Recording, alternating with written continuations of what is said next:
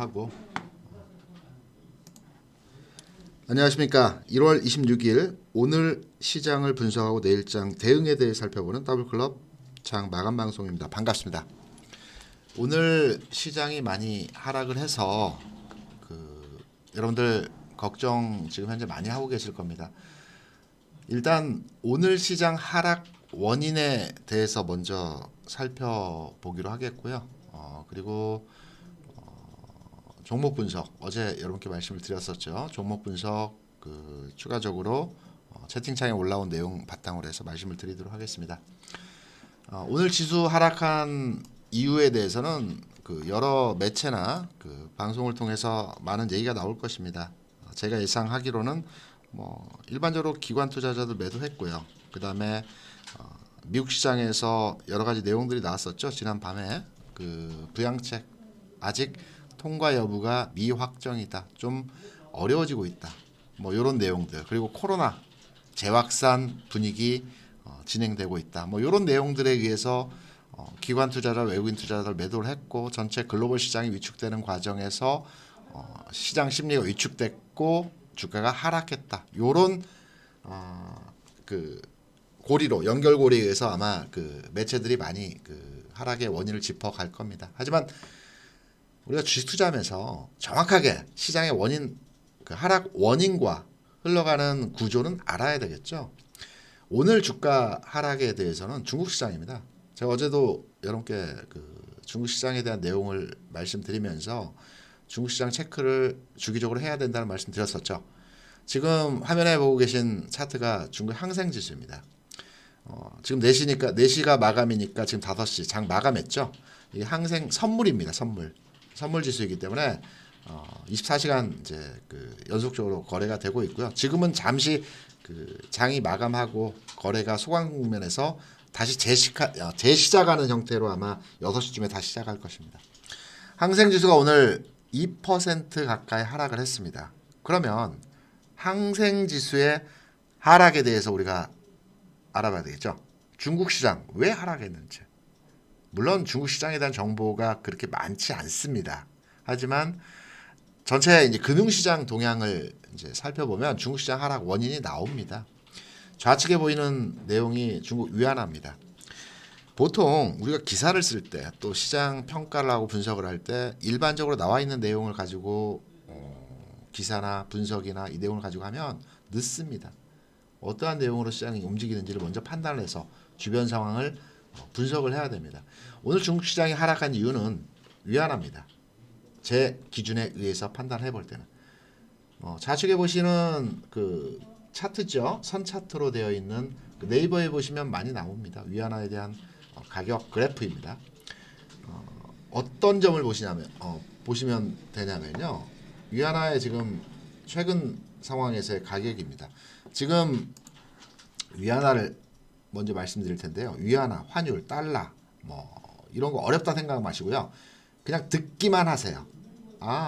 더블클럽에서 이렇게 얘기하는구나. 오늘 하락 원인에 대해서 위안화가 문제야. 근데 위안화가 문제가 어떤 점인지 이렇게 이해하시려고 마시고요. 그냥 듣기만 하시면 됩니다.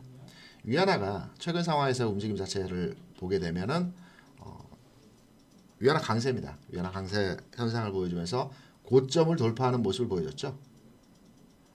위안화 강세, 위안화 약세, 하루 이틀 된 얘기도 아닌데 왜 오늘 특히나 이 위안화에 대해서 시장에서 반응을 하는지 고점을 돌파하는 움직임이 나왔습니다. 좀 길게 볼까요? 추세적으로 하락했다는 말씀은 아닙니다. 추세적으로 움직인다는 말씀은 아닙니다. 전체 그림에서의 모습을 보면 위안화 약세 국면에서 위안화 강세 국면으로 지금 진행되고 있는 상황입니다. 위안화 강세가 되면 어떤 문제가 나타날까요? 일반적인 원론적인 내용에서 보면 수출이 다소 감소할 수 있다. 또는 수출 경기, 중국의 수출 경기가 위축되는 과정 하에서 증시가 추락할 수 있다, 하락할 수 있다. 이렇게 원론적으로 말씀드릴 수 있습니다. 하지만 그 내용이 시장에 활용돼서 해석되는 건 아닙니다. 통화라는 것이 그때그때마다 다릅니다. 상황마다 다릅니다. 해석의 차가 다릅니다.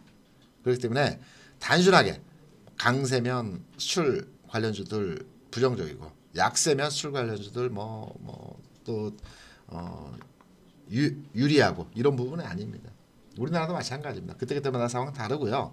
우리나라 상황을 보게 되면 지금 워낙 강세죠. 강세에서 약세로 잠시 돌아섰습니다. 1,100원 넘어갔습니다. 그 달러 원 달러 차트로 제가 보여드리겠습니다. 흐름 잡아드리고 이해를 시켜드리겠습니다. 위안화가 최근 상황 하에서 고점을 돌파하는 움직임이 나타났고요. 이런 분위기에서 그 중국의 항생지수가 장 초반부터 좀 내리막길을 걸었습니다. 전체 흐름 면에서 보면 뭐 단기적인 흐름이라고 저는 개인적으로 판단하고요. 오늘 위안화 그 상황과 중국 항생지수를 대입해서 살펴보면 아직 추세적으로 하락 반전되었다거나 분위기 측면에서 꺾이는 그림에서의 모습은 아닙니다. 좀 더 지켜봐야 되겠죠. 아직 장이 끝나지 않은 상태입니다. 오늘 뉴욕장에서의 시장 상황도 있고요. 그리고 새벽까지 움직임 자체를 좀 더 들여다봐야 되기 때문에 중국 본토에서 시장은 현재 요 그림대로 끝났습니다. 그리고 하락의 이유는 위안화 강세에 따른 증시 위축입니다. 요 내용이 전반에 걸쳐서 시장에 통용되는 내용으로 말씀드릴 수 있습니다. 위안화가 최근에 오늘 급격하게 오른 건 아니고요. 최근 한 4, 5일 동안 조금씩 계속 올라왔습니다. 이런 과정에서 오늘 고점을 돌파했죠. 최근 상황 하에서의 고점을 돌파했습니다. 요 가격선에서. 그러면서 시장이 투자 심리가 위축되는 가운데에서 최근 올라온 거에 대한 조정을 받자, 좀 하락해야 된다라는 의견들이 나타났고, 여기에 대해서 오늘 항생지수가 다소 하락의 폭이 강화되는 모습입니다. 중국 증시도 최근 상황에서 올라온 폭에 대해서 일정 부분 기간 조정을 거쳐야 되겠죠. 이런 형태에서 기간 조정을 거치는 과정입니다. 추세가 반전됐거나 하락으로 꺾였다거나 이렇게 볼 수 없겠고요. 제가 시장을 읽을 때 지표, 선행지표로서 시장을 판단한 기준이 환율과 금리라고 말씀드렸습니다. 그래서 제가 여러분께 말씀드리고 싶은 내용이 환율과 금리에 대한 부분입니다. 우리 시장을 판단해서, 물론 글로벌리하게 위안화도 보고 뭐 유로화도 보고 뭐 여러 가지 통화들을 들여다 봐야 되겠지만, 그러한 부분들은 제가 먼저 읽어서 또 해석해서 아침 시황에 말씀드리기 때문에 우리 시장을 판단하는 지표로서, 물론 글로벌 시장이 동반해서 같이 함께 움직입니다. 하지만 우리 시장을 먼저 이해해야 되기 때문에 우리 시장 상황에서의 내용부터 먼저 살펴봐 드리도록 하겠습니다. 오늘 우리 시장에서 달러 상황 어떠했는지 한번 먼저 살펴보도록 하겠습니다.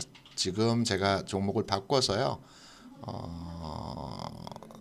원달러 오늘 가격을 한번 살펴보도록 하겠습니다.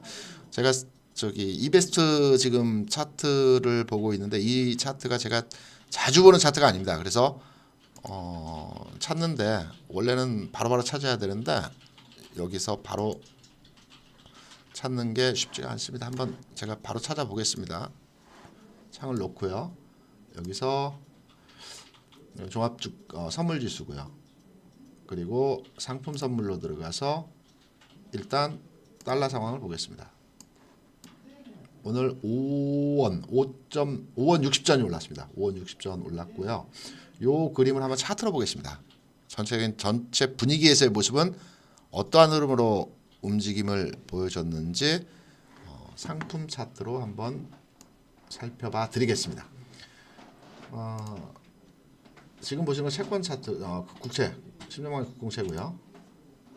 요 차트 월봉이네요. 일봉으로 보겠습니다. 이거를 연결해서 보겠습니다. 월물, 그러니까 통화상품 원달러 같은 경우는 매월 결제된다고 말씀을 드렸었죠. 방금 전에 보면 월물 기준이었기 때문에 이전 차트가 점으로 표시되는 형태입니다. 원달러 지금 보시면 지난번에 1080원 저점 찍었고요. 지금 1106원입니다. 전체적인 큰 흐름에서의 모습은 바닥에서 U자형으로 지금 움직이는 형태에서의 그림입니다. 전체로 바닥은 찍은 가운데서의 점진적인 상승은 나타나겠지만, 추세적으로 제가 환율과 금리를 판단해서 시장에 접목시켜서 해석을 할 때 급격하게 움직이는 추세에서의 모습이 나타나면 그 신호는 고점이나 저점을 찍어주는 결론으로 해석하셔도 된다는 말씀을 여러 차례 드렸습니다. 지금의 환율 상황은 워낙 강세에서 단기적으로 약세 국면으로 진행되어 가고 있는 상황입니다. 뭐 내일 좀 더 오를 수 있겠죠. 그리고 모레도 올릴 수 있을 겁니다. 그리고 고점 상황 돌파하면서 뭐 1120원까지 올라갈 수 있겠죠. 1120원까지. 하지만 급격하게 오르지 않으면 오늘 5원은 조금 상승폭이 컸습니다. 하지만 일반적으로 하루 변동폭이 5원, 4원 뭐 이 정도 일반적으로 움직이는 상황이기 때문에 급격하게 움직이는 가격에서의 모습은 10원 이상 올라갈 때입니다. 10원 이상 올라갈 때도 간혹 있기 때문에 환율이 10원 이상 변동폭을 준다. 그러면 채권, 금리를 한번 더 들여다봐야 되겠죠. 그리고 이상 신호가 나타난다는 선행 지표로 해석을 해서 그때는 시장에 접목시켜서 해석을 하셔도 될 겁니다. 지금의 그림은 환율의 움직임은 그냥 아주 정상적인 그림입니다. 바닥 찍었고요. 바닥 확인 이후에 안정적으로 조금 반등해서의 모습 만들어내고 있습니다. 한 발 더 들어가서 말씀드리면 환율이 올라가면 술 관련주도 좋죠. 삼성전자, 뭐 현대차 마찬가지로 술 많이 하는 기업들이 아닙니까? 그런 수출 관련주들이 환율 올라가면 좋습니다. 지금까지 수출하는 데 있어서 환율이 이제 발목을 잡았었죠. 이렇게 해석할 수도 있는 겁니다. 그래서 시장은 그때그때마다 해석 차이에 따라서 반응이 다릅니다. 환율이 올라간다고 해서 꼭 나쁘다, 위험하다, 불안하다 이렇게 해석하실 필요 없고요. 그동안 환율이 빠지는데 삼성전자, 현대차에 대해서 그렇게 긍정적으로 얘기를 했을까요? 환율이 올라가면 수출 단가가 또 들어오는 돈의 가치가 커지는데요. 그렇기 때문에 안정적으로 움직일 때는 환율에 대해서 큰 이제 그 해석을 하실 필요 없고요. 환율은 전반의 흐름은 뭐 나쁘지 않은 상황. 국내 환율 측면에서 놓고 보면 일반적인 그냥 자연스러운 상태에서 모습이다라고 해석을 하시면 될 것 같고요. 채권금리 한번 보겠습니다. 채권금리 한번 보시게 되면 통상 10년 만기 국공채 많이 보시니까요. 10년 만기 국공채 지금 현재 시장금리에서 1.78 정도 된다고 말씀드렸습니다. 10년 만기 국공채 KTB 국제선물을 보게 되면 뭐 자연스러운 움직임이죠. 채권 가격과 금리는 반대의 경우라고 말씀드렸습니다. 이 차트 모습이 내려가는 거는 금리가 올라가고 있다는 겁니다. 금리는 올라가고 있다는 거고요. 이게 올라가면 금리는 내려간다는 얘기입니다. 지금 채권의 상황은, 금리의 상황은, 우리나라 국공채의 상황은 그냥 바닥 다지기 하고 있고요. 좀 더 빠질 수도 있습니다. 왜냐하면 전체 그 큰 추세에서의 흐름은 금리가 좀 더 올라야 된다고 판단이 되기 때문에 좀 더 빠질 수 있을 겁니다. 길게 보여드릴까요? 이런 흐름입니다. 이런 모양입니다. 좀 차트가 흐릿하게 보이긴 하지만 전체 추세적인 흐름은 금리가 다소간에 지금 상태에서 이렇게 갔다가 이렇게 되겠죠. 이렇게 될 가능성이 높습니다. 왜냐? 전 저점 부근에서의 강한 지지 형태 모습 나오고 있습니다. 그래서 이런 자연스러운 모습에서의 상황은 시장에 영향을 주지 않습니다. 그리고 방금 전에 보여드렸던 환율도 한번 제가 길게 해서 한번 보여드릴까요? 이 과정 제가 말씀드리면서 이 부분에 대해서 우려 섞인 생각들을 덜어 하고 계실 수 있기 때문에 달러 환율 모습도 제가 길게 해서 한번 보여드리겠습니다. 이게 최고 긴 건가요? 지금 보시면 어떻습니까? 지난번 1,300원 찍어줬죠? 코로나 때 순간적으로 급등을 했습니다. 그리고 많이 빠졌습니다. 1,300원에서부터 1,100원까지 늘어왔죠. 장중에 1,080원까지 늘어왔습니다. 그렇다 본다면 바닥 찍어주고 1,150원 이 정도까지 또 올라가야 되겠죠. 이런 흐름들, 이런 완만한 사이클에서의 움직임들이 일반적인 상황에서의 그 환율과 채권에서의 움직임입니다. 그래서 아직 결론적으로 말씀드려서 우리 국내 환율과 채권 시장에서의 동향은, 국내 상황에서의 동향은 이상 징후 나타나지 않고 있다. 지금까지 과거 제가 경험상 환율과 채권, 금리 요 시장에서 이상 징후가 없는데 추세적으로 변화한 적은 단 한 번도 없습니다. 왜냐? 환율 같은 경우는 또 금리 같은 경우는 외국인이 최선호의 종목입니다. 제가 기존에 여러분께 말씀드리면서 외국인 투자자들이 국내 주식시장에 들어오면서 주식 차익을 보고자 해서 투자하는 게 아니라고 말씀드렸죠. 외국인 투자자들이 기본적으로 증시에 들어오는 목적은 물론 이머징 마켓에 대한 한국을 사는 것도 목적이지만 가장 큰 목적은 그 대한민국이 그 외화, 그러니까 외국인 자금 유출입이 용이합니다. 다른 여타의 나라에 비해서 돈을 들여오고 가지고 나가는 데 있어 굉장히 그 자유스럽습니다.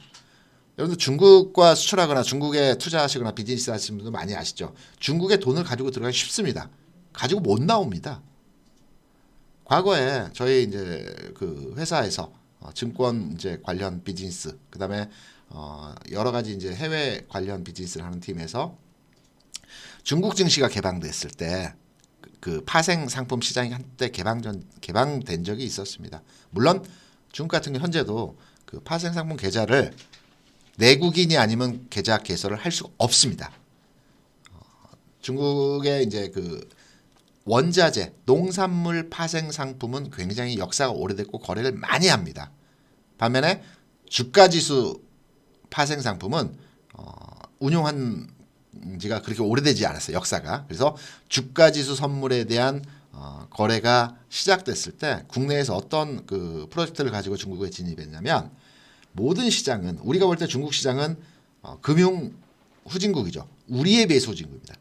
미국이나 유럽이 우리 시장이 금융시장 개방하고 파생상품 시장 시작했을 때 얼마나 후진국으로 바뀌었습니까? 들어가면 무조건 먹는다고 생각을 했습니다. 그래서 IMF 때 외국 투자자들이 국내에 들어와서 엄청나게 차익 실현을 해갔고요.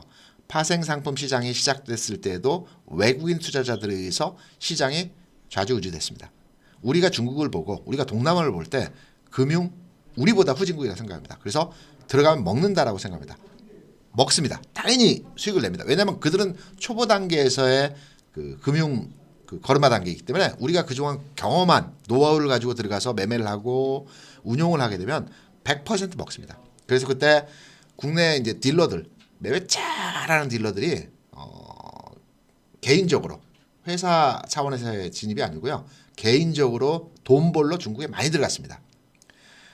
일단은 중국에 돈을 가지고 들어가면 못 나온다는 것을 저희도 알았어요. 그래서 어떤 방식으로 돈을 가지고 들어갔냐면 이런 방식이었습니다. 레버리지 효과였습니다. 중국에 5억을 가지고 들어가면 그 중국 현지인이 거기에 45억을 이제 합쳐서 거래를 한 50억을 가지고 10배 레버리지를 가지고 이제 투자를 하는 거죠. 그래야 수익금에 대해서 가지고 나올 수 있으니까요. 중국이 그게 참 어렵습니다. 돈은 쉽게 가지고 가지만 가지고 나올 수가 없습니다. 그래서 그 시장에서 50억을 가지고 투자를 했습니다. 그리고 계좌 개설도 한국인, 외국인 명의로 계좌에서 못합니다. 그래서 45억을 출자한 그 중국인 명의로 계좌 개설해서 거래를 했습니다. 잘했어요. 수익 냈습니다. 굉장히 쉬웠어요. 돈 못 가지고 나왔습니다. 자기 돈도 다 뺏기고 나왔어요. 중국산 안 줍니다. 그런 경우 비일비재했고요. 베트남에 가서도 그런 경우도 많았어요. 사회주의 국가이기 때문에 그러니까 사고방식이 우리하고 완전히 다르더라고요. 그래서 그쪽에 가서 수익 내고 잘했지만 궁극으로 그 수익 난 자산을 가지고 못 가져온 경우 주변에 많았고요. 저희 그 프랍데스크에 있던 친구들이 중시장 개방되면서 시작하면서 그쪽에 굉장히 많이 갔습니다. 팀 단위로 가서 시작을 했는데요. 다 판판이 깨지고 들어왔습니다. 매매를 못했어가 아니고 매매에서 수익이 났지만 그 돈 한국 보낼 루트도 없었고요. 그리고 실제로 그 계좌 주라고 하죠. 계좌를 같이 공동으로 투자한 중국인 계좌 그 명의자들이 수익이 크게 나니까 돈 안 줍니다. 달라고 할 수도 없어요. 그래서 이런 형태로 저희가 이제 들어갔다가 실패한 경우들이 있었는데요. 환율, 중국 뭐 이런 흐름에서 무슨 말씀을 드리다 거기까지 왔는지 모르겠지만 환율, 중국 이렇게 해석을 하시면 되고요. 채권 시장 내용 현재 상황 결론적으로 말씀드리면 우려할 만한 상황은 아니다. 국내 상황에서의 모습은 우려할 만한 상황 아니다라는 말씀을 제가 오늘 국내 시장에서의 환율과 채권 상황을 들어서 여러분께 말씀드렸습니다. 그리고 오늘 우리 시장에서의 하락은 다른 이유에서의 하락이 아니고 중국 시장의 그 하락에 대한 그 동조화 현상이었고요. 일본 니케이 225도 오늘 한 1% 정도 하락을 했습니다. 중국 시장의 영향이죠. 그리고 현재 미국 시장 같은 경우에도 지금 좀 빠지고 있네요. 0.5%. 나스닥이 한 60포인트 빠지고 있고요. 그 다음에 다우가 이걸로 보여드릴게요. 해외 지수는 장중에 이 시간을 통해서 한번 체크해 보시는 게 좋을 것 같기 때문에 제가 말씀으로 드리는 것보다 한번 보죠. 저도 궁금합니다. 그래서 지수 한번 보겠습니다. S&P 한번 볼까요? S&P 보시면 아래 꼬리 달아주네요. 뭐 아직 시장 자체가 개장을 한 상황도 아니고 지금 아시아 시간대에서의 움직임 자체이기 때문에 이 부분을 뭐 어떻다라고 판단해서 해석하기는 어렵지만 지금 보시면 아래 꼬리 달아주고 있죠. 다우입니다. 미국 다우지수고요. 달아주고 있는 상태에서 반등 주고 있습니다. 걱정할 필요 없다라는 점. 중국 시장이 오늘 빠지긴 했지만 뉴욕 시장이 오늘 개장을 해봐야 또 이 상황 분위기 전달되는 거고요. 중국에서 하락은 위안화 강세 현상 단기적인 이슈입니다. 고점을 돌파했기 때문에 최근 상황에서의 고점을 돌파했기 때문에 심리적으로 위축돼서 최근 상승에 대한 조정 과정이라고 이렇게 해석을 하시면 될 겁니다. 그래서 좀 뭐 일부에서는 뉴스에서는 굉장히 불안 심리를 조장하는 형태에서 시장 뭐 패턴 깨졌다, 뭐 추세적인 하락 들어가는 모습이다 또는 뭐 등등의 그 분위기를 잡아가는 형태로 많이 얘기들 하고 있습니다. 근데 아니라는 점, 아직까지 확인되지 않았다는 점 제가 여러분께 말씀을 드립니다. 우리 시장 전체 그림에서의 모습을 한번 봐야 되겠죠. 오늘 개인이 4조 원 최고 많이 산 것 같습니다. 기관은 2조, 외국인도 2조. 제가 어제 방송에 잠깐 말씀드리면서 외국인 투자자들이 어제 매수를 했던 부분 오늘 연속적으로 들어오면 참 좋을 것이다 라고 판단했었는데 오늘 참 박스권 여전히 그 제가 말씀드렸다시피 오늘 장에서 지수가 한 단계 레벨업 되는 모습을 보여주기만 한다면 시장은 한 단계 상향화된 상황 하에서 지수를 해석을 해야 된다라고 말씀을 드렸는데요. 역시 박스권은 굉장히 두텁고요. 전체적인 시장의 그림은 제가 꼭 예상했다라기보다는 과거의 흐름과 통계에 의한 움직임에 의해서 만들어가는 것 같습니다. 1월장 전체 흐름은 요 정도 수준에서 마무리될 것 같습니다. 크게 빠지지도 않고요. 고점 터치했기 때문에 다소 이제 정체되면서 좀 흘러내리는 과정 만들어지겠죠. 오늘은 지수가 한 70포인트 빠지면서 전체 종목으로 좀 그 하락세가 전파가 됐고 많이 빠졌습니다. 그리고 여러분께 말씀드린 삼성전자 그리고 현대차, LG전자 낙폭이 컸죠. 하지만 제가 이 시간을 통해서 여러분께 드렸던 전략 삼성전자는 좀 기다리시란 말씀드렸습니다. 가격도 86,000원 뭐 요 라인에서 들어오게 되면 모아가시란 말씀드렸습니다. 오르는 시점은 2월 중순 이후라고 말씀드렸습니다. 한 번에 사서 가져가시보다는 2월 중순까지 삼성전자는 좀 모아가시는 측면에서 접근하시라는 전략 말씀드렸고요. LG전자나 현대차에 대해서도 목표 주가도 말씀드렸죠. 그리고 오늘 올라갔으면 얼마 좋겠습니까? 하지만 살 기회를 준다라고 생각하십시오. 가야 되는 종목들이죠. 만약에 LG전자나 현대 관련 그 기아차 있죠. 기아차 같은 종목들이 여기서 패턴이 깨지고 추가적으로 하락해야 된다. 그러면 다른 종목도 다 팔아야 됩니다. 뭐 물론 삼성전자가 남아있긴 하지만 지금 시장에서 가장 센 종목이라고 말씀드렸죠.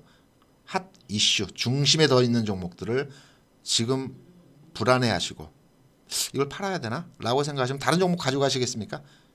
L전자, 현대차를 팔려고 생각하시면 여타의 주변주들 가지고 가실까요? 네이버 가지고 가시겠어요? LG와 가지고 가시겠습니까?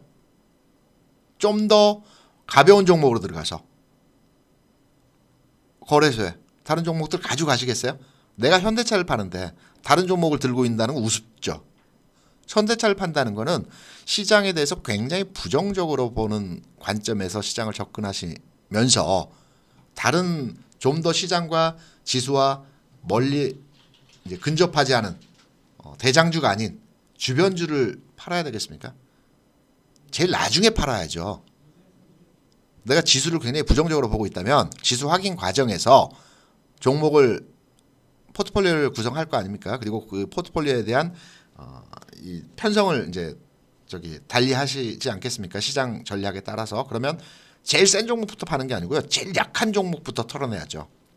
그리고 나서 제일 센 종목은 최종적으로 시장이 확인되는 과정에서 정리를 해야 됩니다.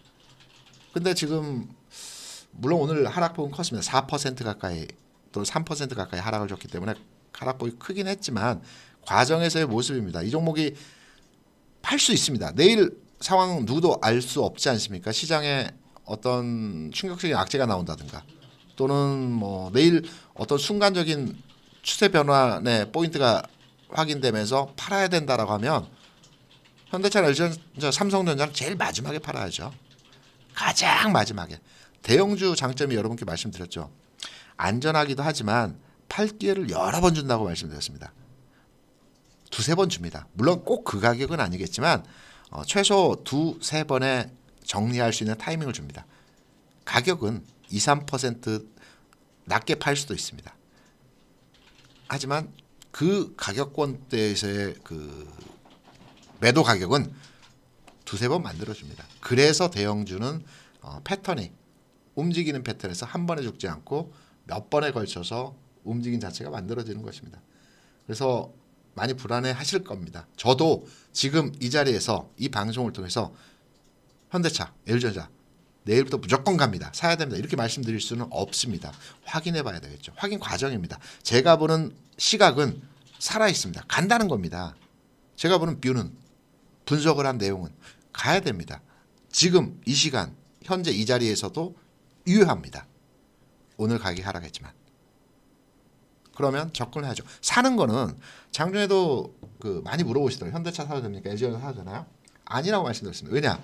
제가 어제 방송에서 말씀드렸지만 종목을 접근하실 때 그리고 특히나 대형주를 접근하실 때 빠질 때 모아가지 마시라니까요. 여러분들 이 투자 패턴 매매 습관이 잘못되신 게 뭐냐면 주식을 빠질 때 계속 삽니다. 빠질 때 계속 모아가면 계속 빠지는 종목은 한없이 사야 됩니다. 그러다 보면 내 포트에서 그게 40%, 50%, 60%까지 막 늘어납니다. 올라간 주식은 팔고요. 좀 먹었으니까 팔고요. 빠진 주식은 계속 삽니다. 그러면 이게 처음에는 그래 한 5% 정도 가지고 이 종목 한번 패턴 보면서 한번 주가 흐름도 분석하고 경험도 쌓고 공부도 하고 이렇게 투자해야 되겠다 하고 했는데 어느 순간에 이 주식이 40%, 50%, 많게는 60% 막 이렇게 늘어나 버립니다. 올라가는 종목 처음에는 많았죠. 올라가는 종목은 팝니다. 한 3%, 4% 먹고 팔아요. 그 종목 더 갑니다. 어쩔 수 없죠. 이 종목 빠진 거 어떻게 삽니다. 심리적인 안정이죠. 좀 더 사야지, 좀 더 사야지. 아니라니까요. 제가 매번 말씀드려요. 주식은 올라갈 때 사야 됩니다. 어제도 말씀드렸지 않습니까? 추가 매수하는 자리 기다립니다. 빠졌을 때는 이 종목에 대한 확신이 있다면 기다려야 됩니다. 그리고 어느 시점에서는 추세가 반전되면서 흐름이 살아나는 구간이 있습니다. 완전 역전시키면서 살아나는 구간이 있습니다. 그 구간에서 추가 매수해야 됩니다. 그때 물량을 늘려야죠. 좀 지루하고 답답할 수는 있습니다. 하지만 이 종목이 간다는 전제 아래서 내가 시각을 가지고 있다면 분명히 빠질 때가 아니고요. 추세가 돌아 나가는 과정. 저점보다 가격이 높을 수 있어요. 이렇게 말씀해요. 나는 그거 바닥에 샀는데 나는 그거 모아가서 지금 평균 단가가 얼마야. 이렇게 말씀하시는 분들 그건 운입니다. 행운입니다. 행운은 한 번밖에 안 와요. 많아야 두 번 옵니다. 로또 평생 한 번 될까요? 나한테 오는 이 기회는 한 번밖에 없는 겁니다. 한 번은 그게 맞으시겠죠. 하지만 두 번, 세 번 맞을까요? 주식 투자하면서. 물론 조상 잘 두신 분들은 조상님께서 잘 지도하고 잘 이끌어 주셔가지고 그렇게 되실 수도 있겠죠. 하지만 그런 경우는 굉장히 드문 케이스고요. 주식은 확률의 게임이라고 하지 않습니까? 51%의 확률만 되더라도 그 주식에 투자한다라고 보통 얘기를 합니다. 그래서 확률의 게임이라고 많이 하는데요. 확률의 게임에서 운에 맡긴 투자를 하신다? 이거는 아닌 거라고 생각합니다.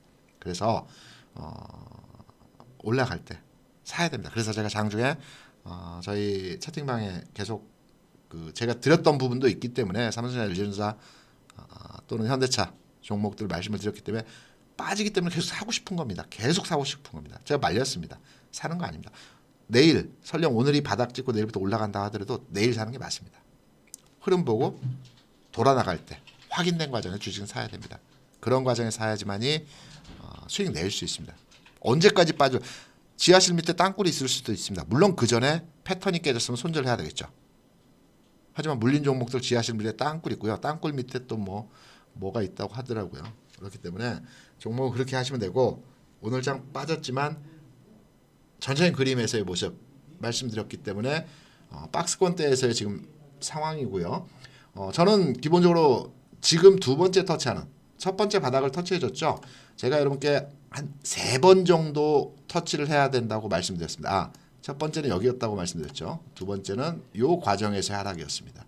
대략 장중 저가는 3,000포인트이긴 했지만 그 저가와 오버슈팅이 나온 저가와 다음날 강한 양선이었기 때문에 이 라인이 두 번의 저점 확인했고요. 제가 저점을 3번 확인해야 된다고 여러분께 말씀을 드렸었죠. 한 번 남았다고 말씀드렸습니다. 한 번은 좀 흘러내리는 조정이라고 말씀드렸는데 오늘 좀 아프긴 아픕니다.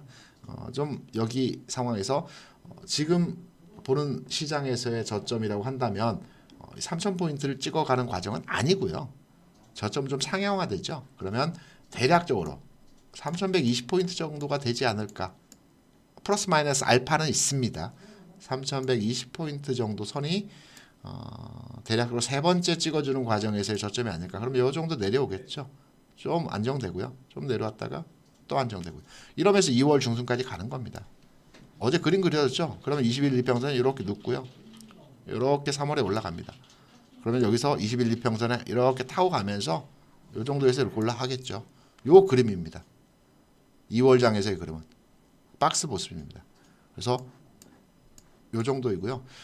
플러스 알파 한 5%의 그 가격대는 설정될 수 있기 때문에 여기서 좀 더 빠지면 3,100포인트 정도까지 갈 수는 있습니다. 하지만 거의 지금부터 빠질 때는 단기 바닥권에 들어오는 상황에서의 모습이다. 이렇게 판단을 하시면 큰 무리가 없을 것 같아 보입니다. 오늘 종목별에서의 흐름은 전체적인 종목들이 다 빠졌기 때문에 크게 잡아드리기보다는 중요 포인트만 먼저 잡아드릴게요. 거래소는 제가 말씀드렸다시피 대장주였던 LG전자 반도체 이 종목들 말씀드렸던 거고요. 코스닥은 기존에 이제 오늘장 같은 경우에도 그 낙폭과대 종목들이 오전장에서 좀 움직이는 패턴 모습 보이다가 다소 되밀리는 모습 보였습니다. 장 후반에서 동반해서 이제 마이너스권으로 추락하는 모습 보였었죠. 특히 셀트리온 같은 종목들은 장중에 굉장히 탄력적으로 움직이다가 밀렸습니다. 안 죽었습니다. 끝나지 않았어요. 반등 살아있습니다. 아직 진행형입니다. 많이 물린 종목들 반등 줄 때 하루 주고 이틀 주고 끝나지 않습니다. 보통 일주일 이상 줍니다. 내일 시장 좀 안정화 단계에 들어가면 또 이 종목들이 한 번 더 그 슈팅 나올 거고요. 반등의 목표치 끝나지 않았습니다. 이 종목들 흐름 좀 더 가야 됩니다. 그래서 손절 라인, 손절 타임 좀 더 기다려 주시고요. 손절이라는 거는 빠져나오는 시점을 말씀드린 거죠.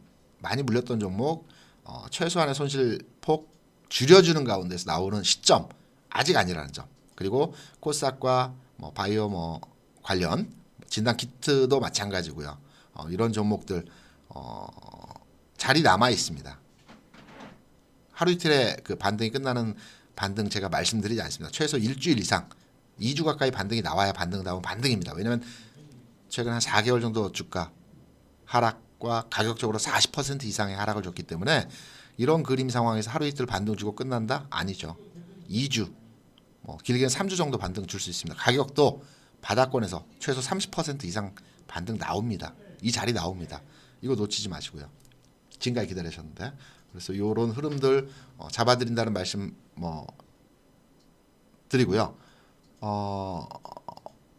언택트 중소형주 컨택트 잠깐 제가 헷갈렸습니다. 요즘에 그 예전에 제가 현직에 필드에 있을 때 제가 오늘 시황에 숏 커버링, 숏 스퀴즈 그러니까 예전에는 이런 말 잘 안 썼습니다. 근데 최근에 들어와서 저도 헷갈려요. 아까 말씀드린 쇼 커버링 쇼 스퀴즈가 뭐냐면 어제 미국 시장에서 나왔거든요. 어제 장 초반에 미국 시장이 급락을 했습니다. 순간적으로, 물론 순간적이긴 아니고 약간 시차를 두고 급락을 했습니다. 나스닥 같은 경우에도 1% 이상 장 초반에 주가가 하락을 했습니다. 프로스코언트에서 1.5% 굉장히 큰 폭이었죠.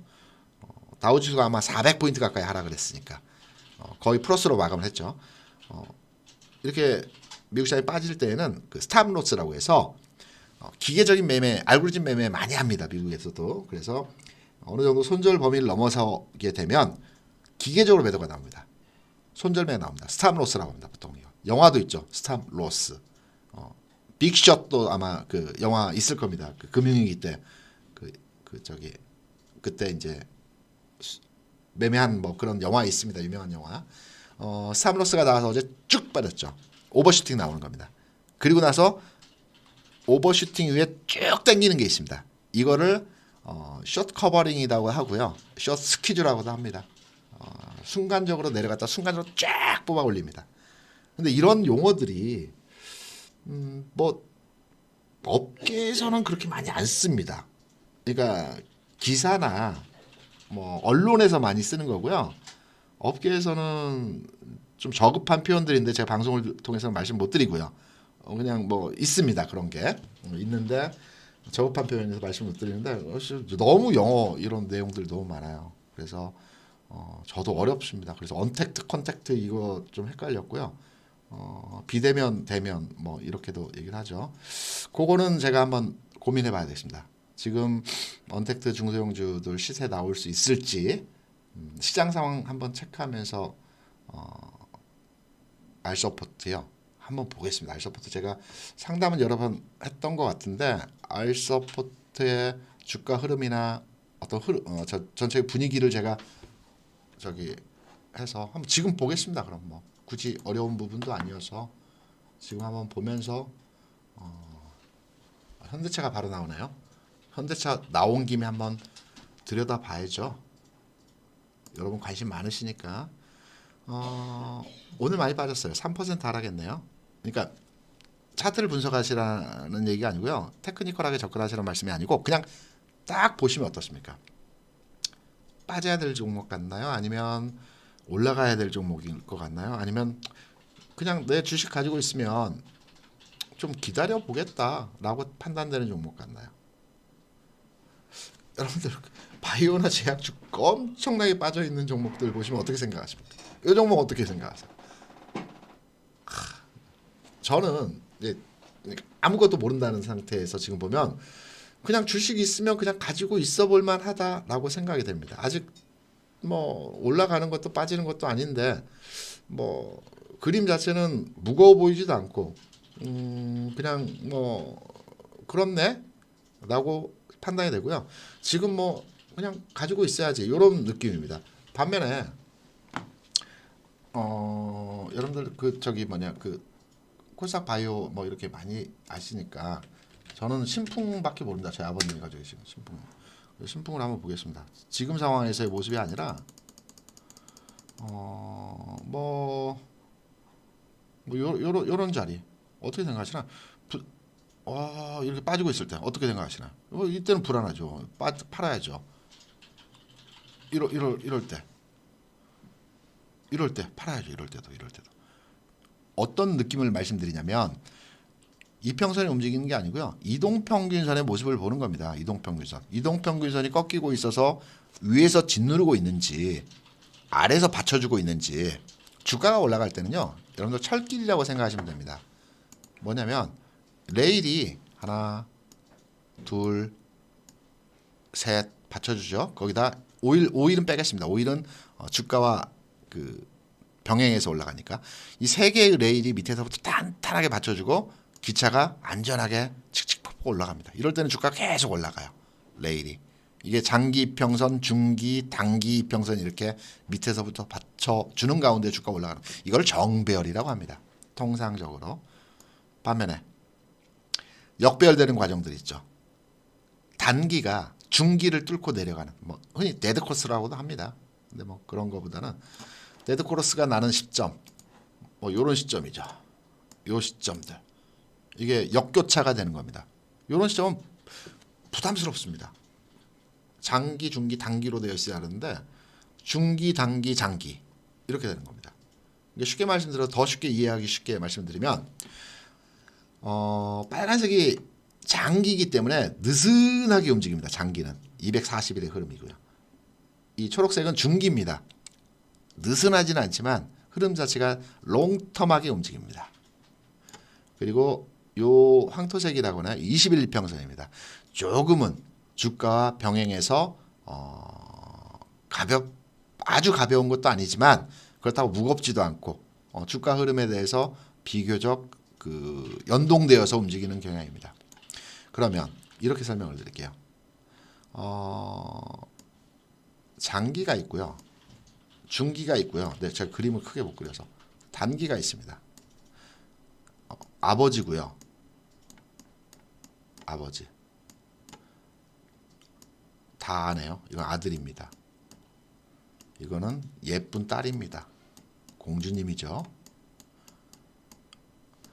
업고 있는 겁니다. 아버지가 아들을 위해 업었고요.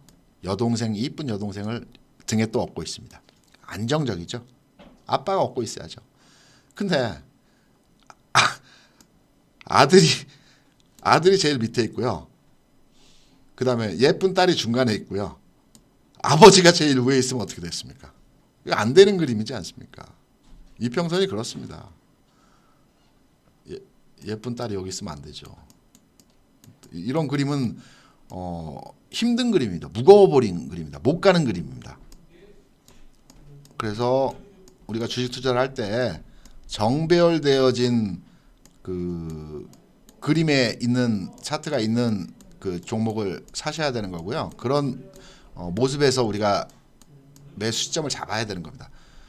아버지가 제일 밑에서 부양 가족들을 이렇게 업고 가야죠. 장기 평선 아닙니까? 그다음 중기가 있어야 되고요. 아들이 있어야 되지 않습니까? 예쁜 딸이 제일 위에 있어야죠. 딸이 중간에 끼면 너무 불쌍하지 않습니까? 이런 그림은 안 됩니다. 딸이 중간에 있는 그림들 이런 거죠. 안 되죠.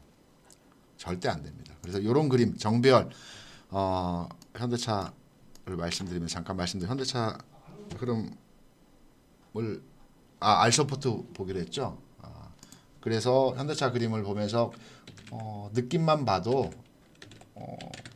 흐름 모습 나쁘지 않다라는 말씀드리고요. 알서포트 제가 솔직히 말씀드리면 이 회사 이 종목 어떤 흐름에서 내용인지 명쾌하게 모릅니다. 찾아봐야 됩니다. 근데 단순하게 테크니컬하게 그림과 형태와 내용을 보면 이것도 딸이 중간에 끼어 있네요. 아버지는 제일 밑에 있는데 딸이 있고 아들이 있습니다. 안 되죠. 딸이 제일 위에 가야죠. 아버지는 제일 밑에 있긴 하네요. 그러니까 전체적인 그림은 안 좋고요. 이게 이제 바뀌어야 되겠죠. 다시 아들이 위로 가고 딸이 위로 가고 아들이 이 상태에서 이렇게 가야 되겠죠. 요 그림이 다시 나와야 됩니다. 그러면 요 그림까지 가기에 61 이평선 이렇게 돌고 21선이 돌기에는 시간이 얼마 이렇게 제일 해피한 그림 그려보겠습니다.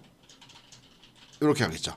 제일 해피한 그림이 이 상태에서 제일 긍정적으로 우리가 평가를 해서 주가를 분석해 볼 때 요 그림이 돼야 됩니다. 그러면 이 시간이 대략 한 달 반 정도 걸리겠죠.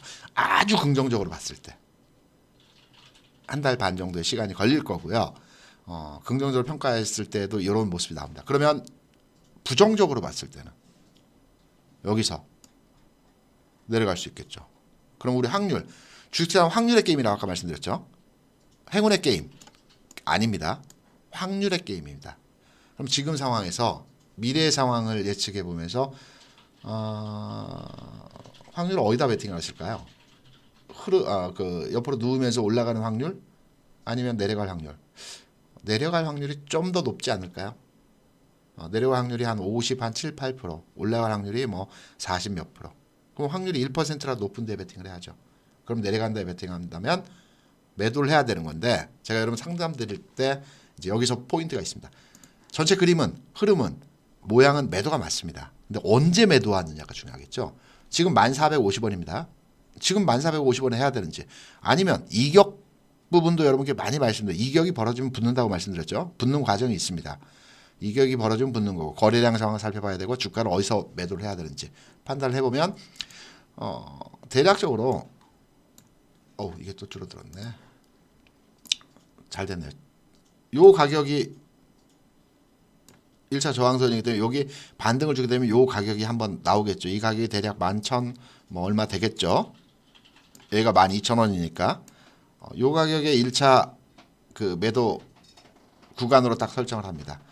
처음에는 여기다 1차로 팔고요. 요 가격선에서 팔고 2차로 반등을 주게 되면 시장 상황 확인하면 반등을 주게 되면 여기 2차로 매도를 합니다. 그리고 순간적으로 오버슈팅 나오거나 시장 상황이 개선되면서 요 정도 선까지도 갈 수도 있겠죠. 마지막 남은 3차를 여기서 매도를 합니다. 이거는 가장 해피하게 긍정적으로 이 주가를 판단했을 때 이런 부분에서 해석 가능하고요. 1차로 여기서 파는 이유는 시장 상황에 따라서 이 종목이 어떻게 될지 모르겠을 때 여기서 이렇게 될 수도 있지 않습니까? 여기서 한번 팔아주고 지켜보다가 패턴 깨면서 내려가면 2차로 팔고요. 3차로 파는 겁니다. 나눠서. 긍정적으로 봤을 때는 한 번, 두 번, 세 번에 걸쳐서. 이게 뚫고 이렇게 못 갑니다. 아까 말씀드렸죠. 딸이 올라오려면 제일 등 위로 올라오려면 아들이 밑으로 내려가면서 휴야되고요. 아버지는 어차피 여기서 크게 변화 없습니다. 아버지는 계속 이렇게 하는 거고요. 이 기간과 과정이 한 달 반 정도 필요합니다. 바로 못 가요. 이렇게 갈 수가 없습니다. 이런 과정에서 이해를 해주시면 될 것 같습니다. 오늘은 이 정도 제가 설명을 드리면서 내용으로 이제 접근을 해보고요. 오늘 이제 6시에 저희가 미팅이 있습니다. 그래서 제가 방송을 길게 여러분께 말씀 못 드리는데 조금 늘려가면서 설명도 하나하나 해드리면서 방송 잡아가도록 하겠습니다. 저도 길게 하면서 해야 되는데 제 힘들더라고요. 아직까지는 윤종 대표처럼 2시간, 3시간, 4시간씩 저는 하는 그런 스킬도 없고요. 그 정도의 에너지도 없습니다. 그래서 저는 4, 50분 하면 딱 에너지가 여기까지 딱 차는 것 같습니다. 그래서 오늘 방송 뭐 하락장에서 뭐 다들 불안하시고 힘든 상황에서 들어주셔서 또 고맙습니다. 저는 내일 여러분 다시 찾아뵙도록 하겠습니다. 여러분 감사합니다.